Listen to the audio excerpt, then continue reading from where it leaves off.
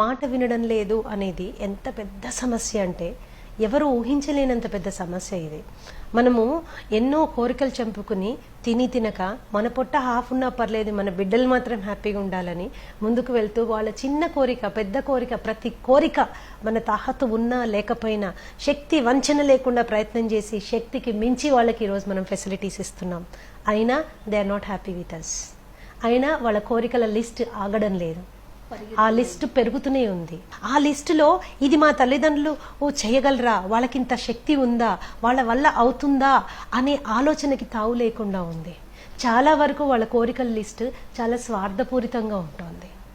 తల్లిదండ్రుల పట్ల కానీ వాళ్ళ శక్తి సామర్థ్యాల పట్ల కానీ కుటుంబ నేపథ్యం పట్ల కానీ జీరో అవగాహన.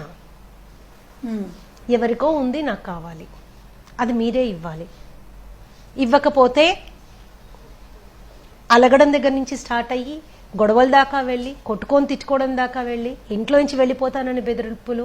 ఇంకా అన్నిటికంటే వర్స్ట్ ఏంటంటే ఈ మధ్యకాలం వచ్చిన కొత్త జబ్బనాలి, దీన్ని చాలా అసహ్యమైన హేయమైన విషయం ఏంటంటే తల్లిదండ్రుల్ని కూడా ఆత్మహత్య చేసుకుంటానని బెదిరించడం. బెదిరింపులకు వచ్చేసింది. ఎక్కడైతే ఒక బంధం ఉండాలో, ఎక్కడైతే అనుబంధం ఉండాలో, ఎక్కడైతే పాలు నీళ్లులాగా వాళ్ళ ఆలోచన విధానం కలిసిపోవాలో అక్కడ బెదిరింపుకు వచ్చేసింది అనమాట. నువ్వు ఇస్తావా, చస్తావా, చేస్తావా లేదా. లేకపోతే ఇందులో ఎక్కువ శాతం మగపిల్లలు ఈ విధమైనటువంటి బిహేవియర్ చూపిస్తుంటారు.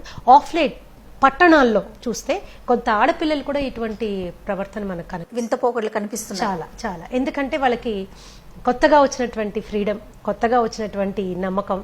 ఎన్నడకం రాజు గుర్రం ఎక్కితే కింద పైన అయిందంట. అలాగా వీళ్ళు కూడా కొత్తగా వచ్చిన స్వాతంత్రాన్ని ప్రాపర్గా హ్యాండిల్ చేసుకోలేకపోవడం అనమాట.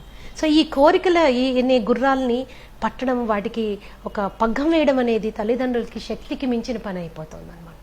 మెయిన్లీ బికాస్ మనకున్న కోరికలు, మన పిల్లలు ఉన్న కోరికలు, ఇవన్నిటికీ ఎక్కువ ఇంపార్టెన్స్. వాస్తవానికి కంటే కళలకు ఎక్కువ ఇంపార్టెన్స్. అండ్ వస్తు రూపేణ, లేకపోతే బట్టల రూపేణ, లేకపోతే అలంకార రూపేణ మనం ప్రపంచానికి ఏదో మేము సక్సెస్ఫుల్ అనే ఒక మీడియాని క్రియేట్ చేయగలమనేటటువంటి ఒక ఫాల్స్ థింకింగ్ ప్రాసెస్. వీటన్నిటి మూలన పిల్లలు ఏంటంటే they are slowly going out of control. రెండో విషయం గమనిస్తే టెక్నాలజీ. మన టైంలో మనం స్కూల్లో టీచర్ కానీ ఇంట్లో తల్లిదండ్రులు కానీ వీళ్ళే విచిత్రమైన వింతైన ముఖ్యమైన విషయాలు మనకు చెప్పేవాళ్ళు. మనం ఆహా అని నోరు తెచ్చుకుని వినేవాళ్ళం. వాళ్ళని దేవుళ్ళలాగా ఇలా చూసేవాళ్ళు, అబ్బా ఇంత ఇన్ఫర్మేషన్ మాకు తెలుస్తుంది అని. లేదా మహా అంటే న్యూస్ పేపర్ చదువుకునేవాళ్ళం. కానీ ఈరోజు స్టూడెంట్స్కి, పిల్లలకి especially world's information is a click అవే.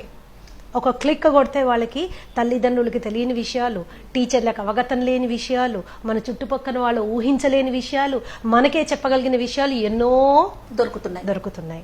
మనకి మన పిల్లలకి ఎంతో తేడా ఉంది. టెక్నాలజీ గ్యాప్ చాలా ఉంది.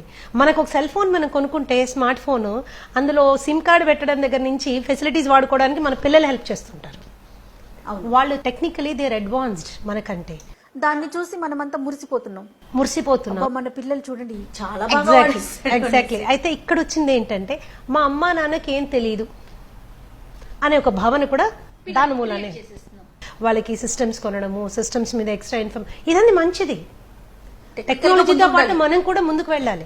కానీ దీని వచ్చే సైడ్ ఎఫెక్ట్ ని హ్యాండిల్ చేసుకునేటటువంటి పరిస్థితి మనం దాని గురించి ఆలోచించట్లేదు. కాబట్టి మనకి దాని స్ట్రాటజీస్ కూడా అవగతం కావట్లేదు. ఎట్లాగా ఇంత నాలెడ్జ్ వాళ్ళకి ఎక్స్పోజ్ చేస్తున్నాం, దాన్ని ఎలా కంట్రోల్ చేయాలి? ఇంకా some control point should be with us till the child is capable of thinking on his own. స్వంతగా ఆలోచించి సరైన నిర్ణయం తీసుకునే శక్తి వచ్చేంత వరకు వాళ్ళని ఏ విధంగా మనము. ఇక్కడ గుడి బడి రెండు చాలా బ్రహ్మాండమైన పాత్ర వహిస్తాయి. కానీ చాలా అన్ఫార్చునేట్ సిచ్యువేషన్ ఏంటంటే గుడి బడి రెండు మిజరబుల్ గా ఫెయిల్ అయిపోయినాయి. పొద్దున లేగానే రాత్రి వరకు, సాయంత్రం ట్యూషన్, రాత్రి ట్యూషన్, నాకు ఈ ర్యాంక్ కావాలి, ఆ గ్రేడ్ రావాలి, ఈ మెడల్ రావాలని పిల్లల్ని స్కూళ్ళకి, ట్యూషన్ టీచర్లకు పరిమితం చేస్తున్నాం. వీళ్ళు పుస్తకంలోని విషయాన్ని బ్రెయిన్ లో పోయడం తప్ప మనుషుల మధ్య సంబంధాలు కానీ, బాంధవ్యాలు కానీ, విలువలు కానీ, సమాజం అంటే అవగాహన కానీ ఏమీ లేదు. అలా లేకుండా యంత్రాల సాయంతో, యంత్రాలతో పాటు పెంచుతున్నాం మన పిల్లల్ని. కాబట్టి వాళ్ళకి యంత్రాల మీద ఉన్న మక్కువ మనుషుల మీద ఉండట్లేదు. ఎగ్జాక్ట్లీ. సో ఎవరితో ఎక్కువ ఉంటే ఏమంటారు, ఇంగువ కట్టిన గుడ్డకి ఇంగువ వాసన వస్తుందంటారు. మనం టీవీలతోటి, సిస్టంలతోటి, సెల్ ఫోన్లతోటి, కంప్యూటర్లతోటి, ఇంటర్నెట్ల సాయంతో పెంచుతున్నాం పిల్లల్ని ఈరోజు. మరి వాటి మీద మక్కువ ఉంటుంది కానీ మన మీద ఎందుకు ఉంటుంది? మన మీద ఉండదే ఇంకా అవకాశమే లేదు. మన నిర్ణయానికి ఇంపార్టెన్స్ ఇవ్వాలని ఇంట్రెస్ట్ కూడా లేదు వాళ్ళకి. వాళ్ళకి కావాల్సింది వాళ్ళకి కావాలంతే. ఎందుకంటే వాళ్ళకి ఆకలి వేయకుండా అన్నం పెట్టడం అలవాటు చేశాం. మన కష్టం ఏంటో వాళ్ళకి అవగాహన లేకుండా వాళ్ళని సుఖంలో పెంచుతున్నాం. అన్నిటికంటే చాలా డేంజరస్ థింగ్ ఏంటంటే కేవలం తీసుకోవడం మాత్రమే నేర్పిస్తున్నాం. ఇవ్వడం అనే దాని గురించి చిన్న అవగాహన కూడా క్రియేట్ చేయలేకపోతున్నాం. ఇవ్వడం అంటే ఏంటో తెలియదు వాళ్ళకి. తల్లిదండ్రులకి ప్రేమనివ్వాలి, గౌరవం ఇవ్వాలి, వాళ్ళకి ఆప్యాయతను పంచాలి, వాళ్ళతో టైం ఇవ్వాలి, వాళ్ళ నిర్ణయానికి ఇంతో అంతో ఇంపార్టెన్స్ ఇవ్వాలి. ఇలాంటివన్నీ ఇవ్వడం అనే పట్ల వాళ్ళకి అసలు తెలియదు. వాళ్ళకి అదేంటో కేవలం తీసుకోవడం మాత్రమే తెలుసు.